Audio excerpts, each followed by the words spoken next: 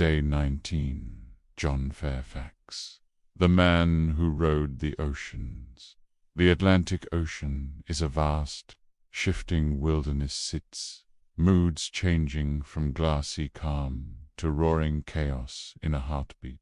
In January 1969, a lone rowboat bobbed on its swells, a speck against the endless horizon. At the oars sat John Fairfax, sunburnt, salt-crusted, and grinning like a man who'd just decided to do the impossible. Fairfax wasn't a typical adventurer. Born in Italy to an English father and Bulgarian mother, he'd run away from home as a teenager, lived with Argentine gauchos, and even tried his hand at smuggling. His life had been a series of escapes and reinventions, but by his late 30s, he craved a challenge that would test him in a way nothing else had. His idea: row solo across the Atlantic Ocean. No sails, no engine, no companion but the sea. On January 20th, 1969, Fairfax set out from the Canary Islands in a 22-foot fiberglass rowboat named Britannia. The first days were almost easiest eddy trade winds, blue skies, the slap of oars in water. But the ocean soon reminded him who was in charge. Storms lashed the boat with 40-foot waves, pitching him like a cork. Salt water soaked his supplies. Sharks circled. His hands blistered, split, and bled with every stroke of the oar.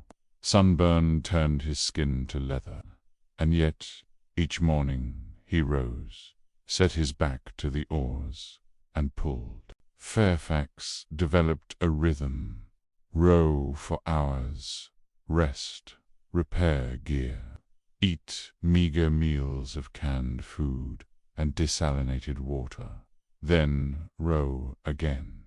He read books by oil lamp. He talked to the sea as if it were an old friend.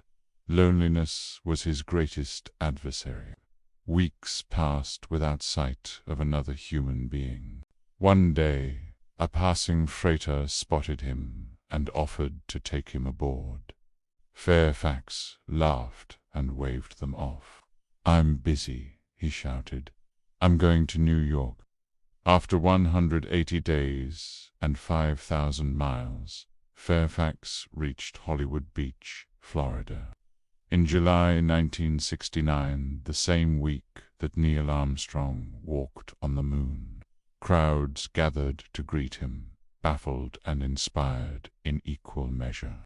Not content to stop there, in 1971, he rowed across the Pacific Ocean with his girlfriend Sylvia Cook, another feat no one had accomplished before. Lesson of the day: the size of your challenge doesn't matter as much as the size of your commitment.